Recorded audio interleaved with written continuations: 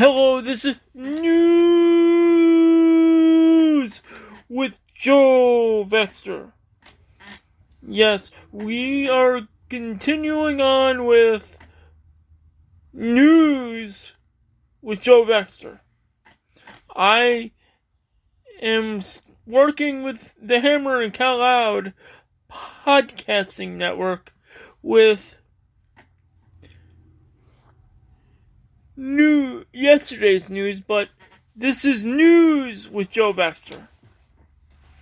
And we're still working with Curtis Bearhart, but that's that show. But I'm still here. But here is the news story. And it seems sweltering hot in this room, so I must pause for a second. I am back. What I have been up to is I have been searching for the latest news. And I have not been on the air for a good year. So I am back now in my podcasting chair, and I'm going to be podcasting again. Yes, this Corona thing, or COVID-19, has not been pleasant for many people, even me. It's not a good thing. But we're back. Here is the story. Talking about Corona, this is a story related to Corona. No payoff. Summer without fairs leaves farm kids heartbroken. And this is by John Sewer. That's his name. Sewer. John Sewer. Or Sewer. I don't know. Sewer or Sewer. I don't know. It's one of those. It's Toledo, Ohio. AP News. Well before the sun rises, and then again after school, Arissa Swalls, if I said that name right, feeds and waters her goats, fancy chickens, and 3 dairy cows. That's it. That's all she does? I don't know. That's what it says she does, I guess. It's what she does. There's another trip to the barn at night to hustle the chickens into their coop. It's a daily routine that typically takes the high school senior at least 3 hours. I guess working in the hay.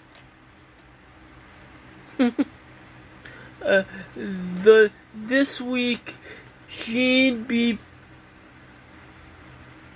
parodying. I don't know. I don't think I said that right. Her livestock at the Hancock County Fair, hoping to win a grand championship during her last turn in the show ring. But there is no fair this year for her or anyone else. Another tradition wiped away from the 2020 calendar by the coronavirus. Well, first off, I gotta say everybody is affected by this corona thing, especially with the restaurants. But I'm just happy they're back in. But poor girl. She had her hope set on high on winning this thing, winning this fair, and poor woman, she can't even do it. Even with a social distancing thing, and the fact it's there, and I know they want to keep the social distancing and but keep the virus away, but it's just sad. this woman wanted to win and she can't win. I'm surprised they don't do a viral fair where she can win. So show what this woman can do. But it just beats the hell out of me. They should do a viral fair. I mean, they have the Thunderdome in WWE. Why can't they do a Thunderdome with this fair thing? It just beats the hell out of me. Now this young woman is crying because they couldn't do anything. I mean, they could do this, and they could put it on local access television for all I know, but it just beats the hell out of me. I bawled my eyes out, she said, about the fair's first cancellation since World War II. Honestly, it means to me it definitely weird this year without it. I mean, they couldn't even do a virtual fair. That the fact that they canceled it, it's this corona thing sucks. Not many county or state fairs in the U.S. are continuing on without major changes. About 80% have been called off or drastically scaled down by eliminating carnival rides, concerts, and tractor pulls, according to international. Let me say this right. According to the International Association of Fairs and Expositions, some are only allowing youth livestock competitions and auctions, or opening for fair food drive-thrus. Wow. The losses have been monumental. The association estimates the total is nearing $4 billion for fair organizations. And that's not counting the revenue for ride and concession operators and volunteers organizations that raise money by selling milkshakes and corn dogs. That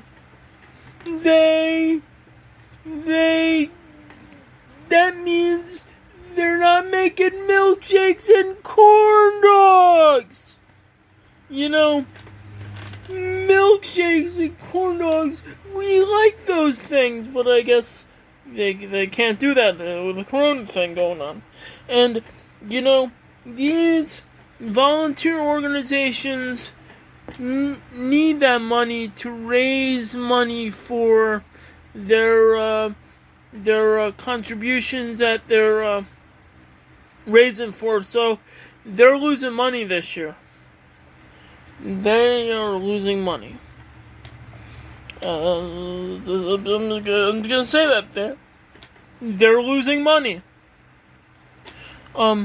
But for those who have spent the past, I'm not reading this. To make up some of the difference, a group of Republicans and Democrats in Congress are backing legislation introduced in July that would direct $500 million to agricultural fairs across the nation. Well, at least they're giving some money. That's a good thing, I guess. But for those who have spent the past year feeding, cleaning, and working with their animals in hopes of winning a blue ribbon and maybe some money for college. There is no.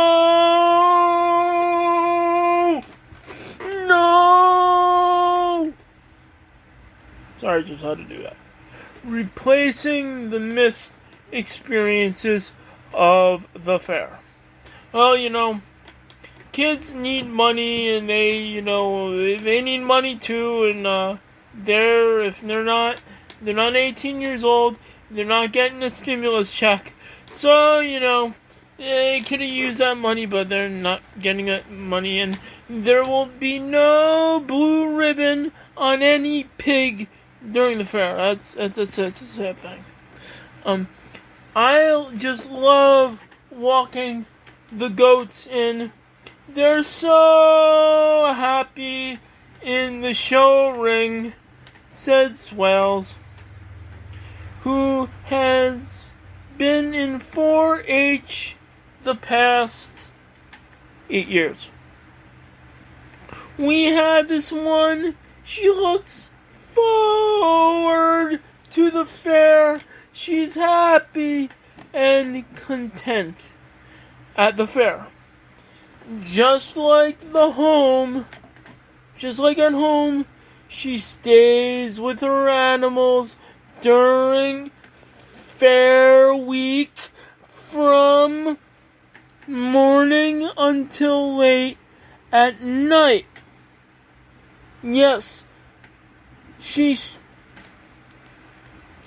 stays with her animals during fair week from morning until late at night, hanging out in the barns, camping at the fairgrounds, and competing in the judging allowed her to come out of her shell at a young age and meet many new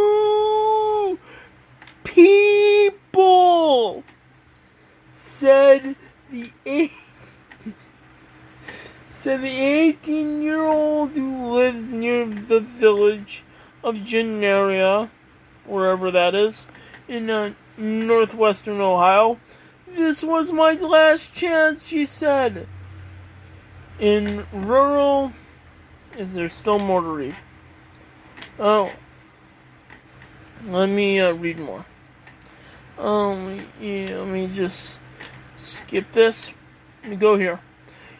It was hardly a surprise through when fair organizers decided in mid-July to scrap this year's events for the second time since it began in 1938.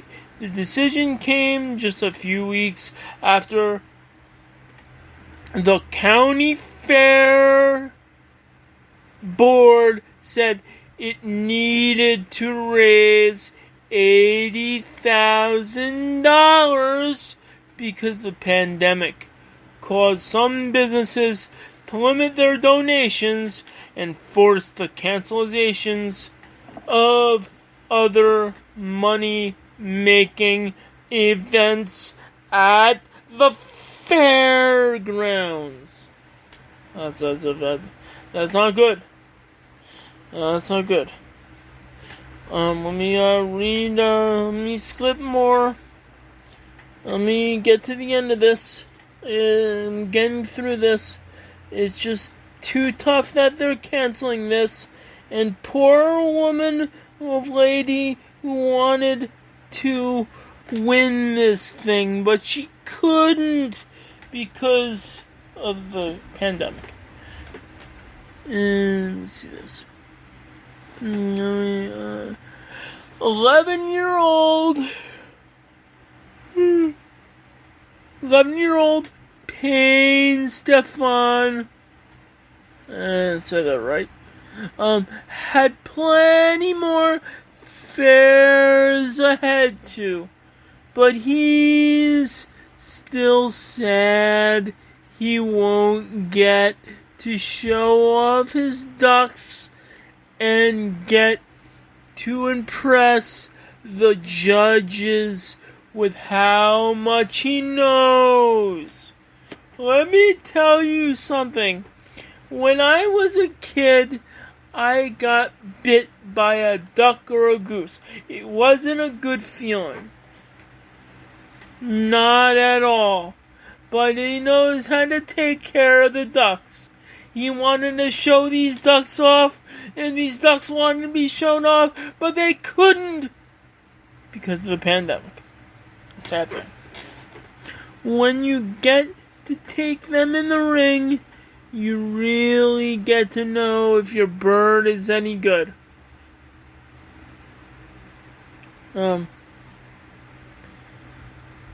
don't think they're fighting. But if they were, that wouldn't be very good. Imagine these birds fighting. His mom, Brian Stefan, maybe even more disappointed. She grew up taking dairy cares to the fair and has never missed one, not even last year when she was pregnant. I'm not going in there.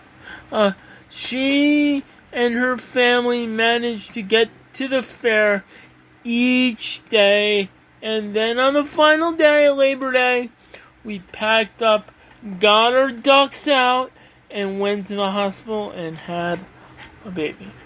And now, because of Corona, they can't do it. Those ducks won't even be seen. It's a sad, sad thing, but those ducks won't be seen. And many, many kids who love the fair will be very disappointed this year because of the coronavirus. Now, I am going to go to a commercial break. I'm going to play something. In the first book, I discussed about the facts of going broke. The second book, I discussed about the importance of saving money. This is the third book in a series of books. In this book, I will discuss about the importance of budgeting. Budgeting is debated by people. Some may think it is the next best thing since sliced bread, and others may just hate it. Either way, budgeting can be an asset if it is used right, even if you don't like it. Like saving money, it is a disciplinary tactic that can be used. What is budgeting? Budgeting is where you limit yourself a certain amount a week and stick to the budget. There are benefits to this if you do it. However, there also is a downside to it. Sometimes you might feel limited. All of these points will be discussed in this book. The first chapter of the book, I will discuss about dividing your check when you are on a budget. The second chapter, I will discuss about the importance of living on a budget and sticking to it. The third chapter, I will discuss about resisting the urge of spending your money and rewarding yourself for sticking to the budget. The fourth chapter, I will discuss about the techniques you can use for setting a budget, whether it's handwritten or on Excel. In the fifth chapter, I discuss about automating your budget, so that way you could spend and not worry about it. Then I discuss about how you know your budget is working, and finally wrapping up about the topic on budgeting. This book on budgeting is to give you pointers of what I learned about budgeting. I will tell you what has worked for me and what hasn't.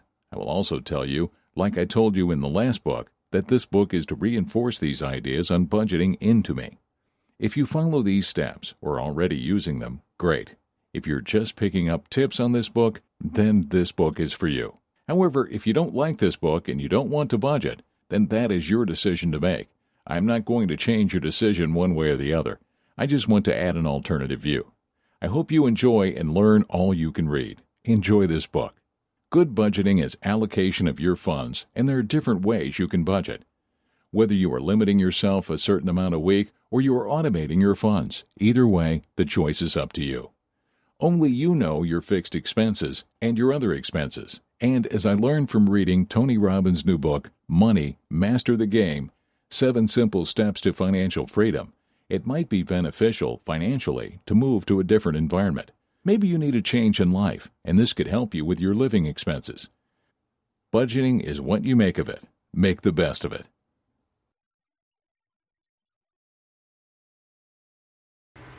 That was budgeting. How to Budget Your Money. Written by Joseph Avaldi. Narrated by Ken Aiken. That is part of the Money Learning the Basics series.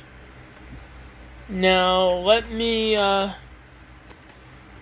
get back to the podcast with Joe Vexter. I'm Joe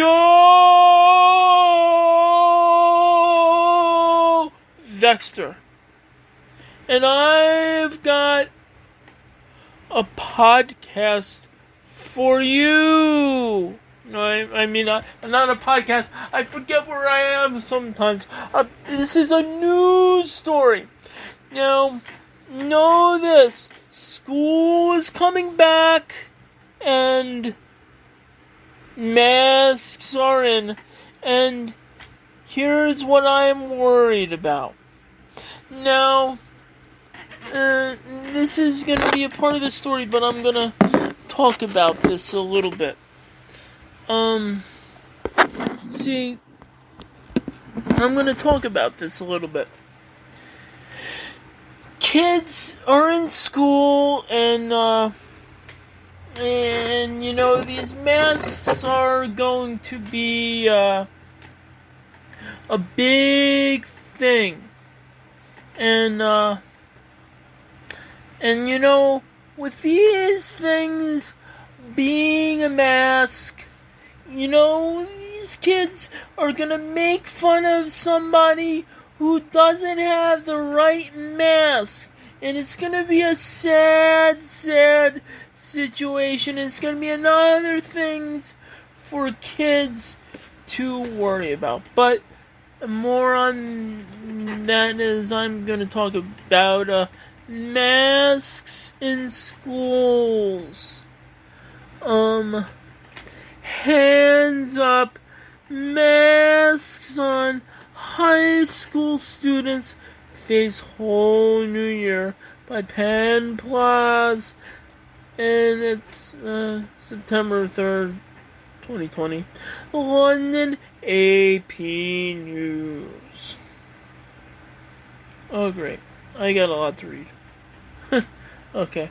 Henry Holness said he had to sleep on it, having found out just 2 days ago that he had secured a place at his first choice of high school. The 11-year-old and his parents clearly had to make a big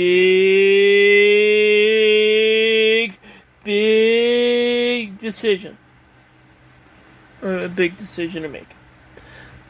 A day later, he decided to accept the offer from Kingsdale Foundation School in southeast London, joining about 400 other 7th grade eager 7th grade children embarking on the next and perhaps most crucial period in their learning. As many schools in England on Thursday restarted in-class lessons. It was really a lot of fun, and it was really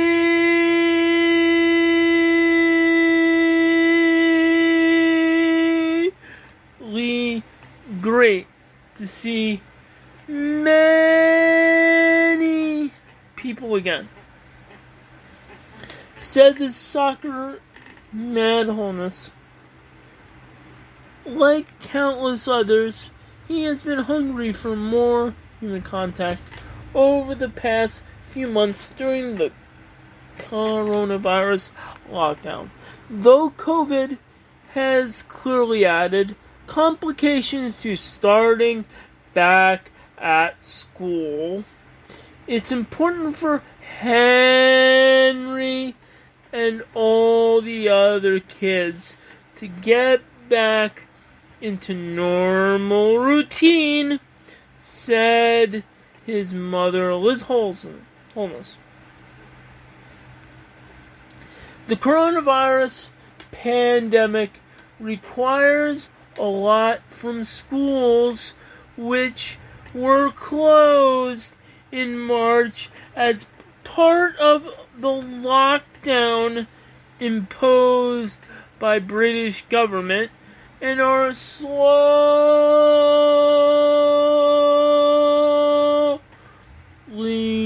reopening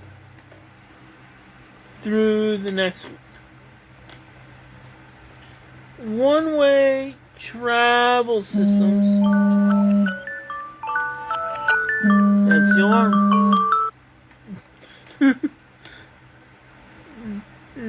The one-way travel systems, hand sanitizing stations, temperature checks, and the donning of face masks in communal areas such as corridors, stairwells, are just some changes. Face masks. Like all schools, Kingsdale had to reimagine how safely delivers education in the coronavirus era. No easy task, especially since Britain's conservative government has offered meandering and contradictory advice about how best to tame the pandemic that has killed at least 41,600 people in the country. That's not good. That's not good. The worst virus death toll in Europe. Wow. Kingsdale, a turnaround school that is now consistently rated as outstanding and considering one of the British capital's best, is welcoming back students in stages over the coming days, starting with the Year 7 students on Thursday.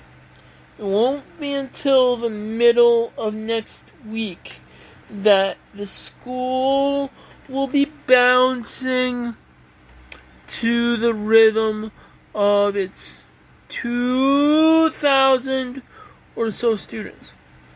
It will be very different school experience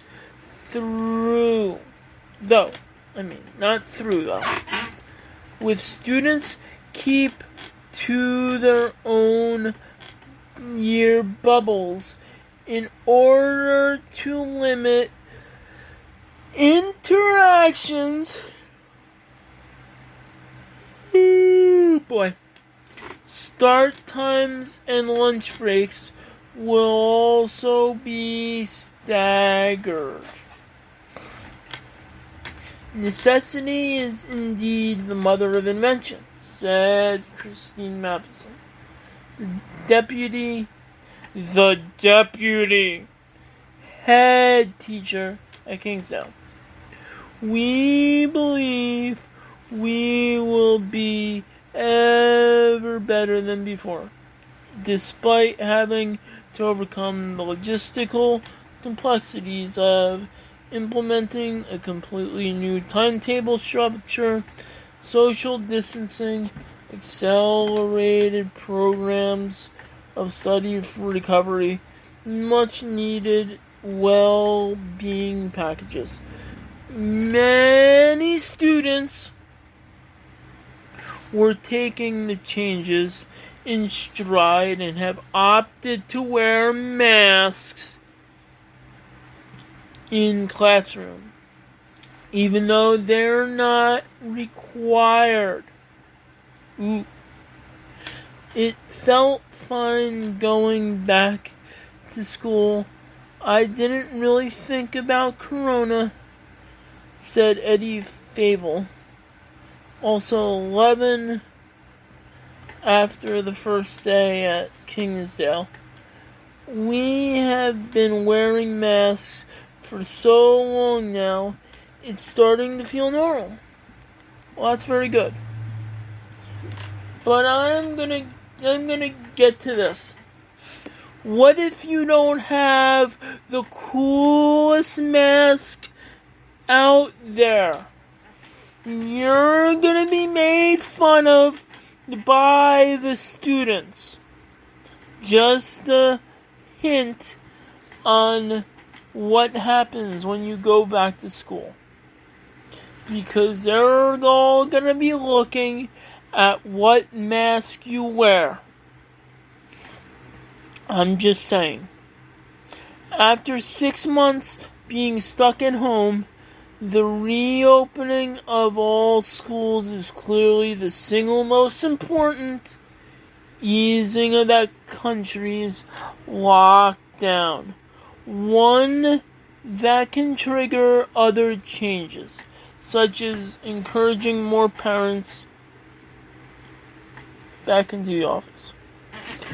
For parents and children, just being able to disconnect from each other for a few hours is a reward in itself.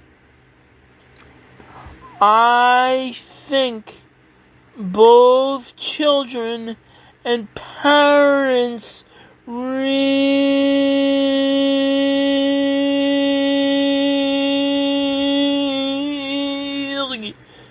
need it, said Sophie Fable, Eddie's mom. I am sure there will be issues and maybe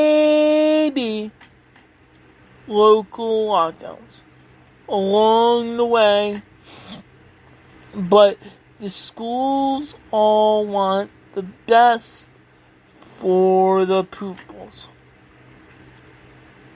And as parents, we have to do our best to support them.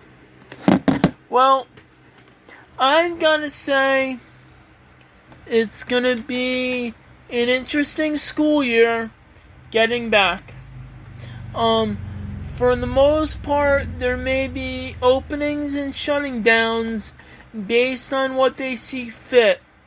But they're going along with the school year, knowing that we're able to survive, so, facing the second wave, well, you're gonna see about that. But I'm going to, I'm gonna go to a commercial break.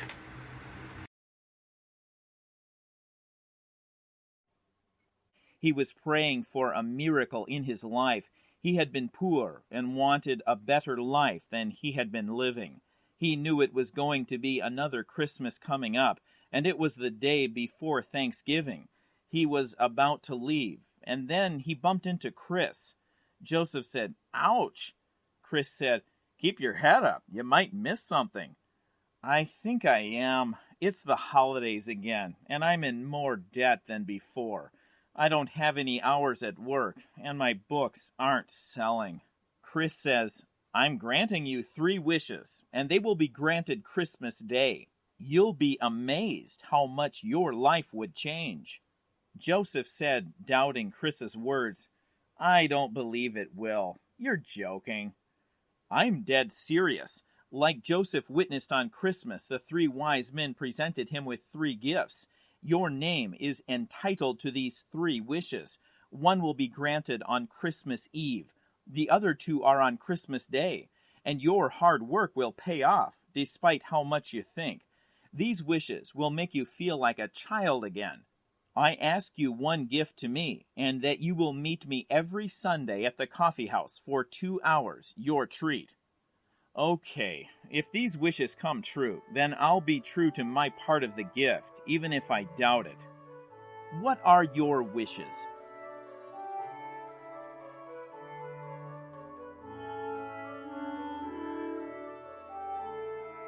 Joseph said, "You'll never guess what happened." Jen said, "What is it now?" Joseph said, "I ran into a guy who said he would grant me 3 wishes for Christmas. I don't believe it, though." "So you ran into a genie?" "Well, not exactly, but he said his name was Chris, and he said he wanted to meet me every Sunday leading up to Christmas." "And you're going to do it?" "It doesn't hurt, unless my wishes won't be granted." "What did you wish for?"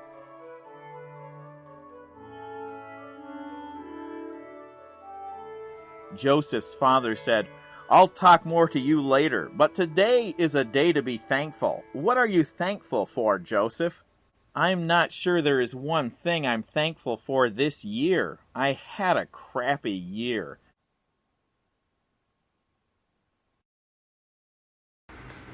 That was Finding Christmas, the story of Joseph. Written by Joseph Vivaldi. Now, that is not... well, it's story of Joseph, but it's also the story of Joseph. It's Joseph in the Bible and the character Joseph in the book.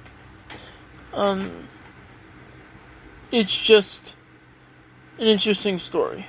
Christmas story. A story.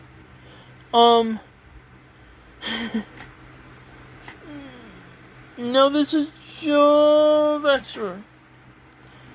The Corona's coming, the school year is coming. And what do?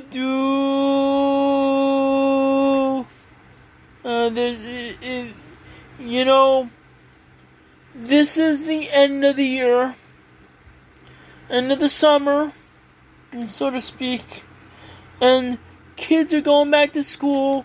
People are starting to work again, and we're working through this Corona thing. So, let's just see how we do.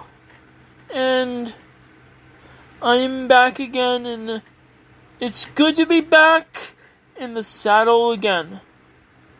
I am Joe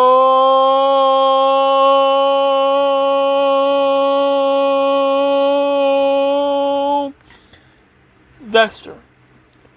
And this is news. Joe Vexter.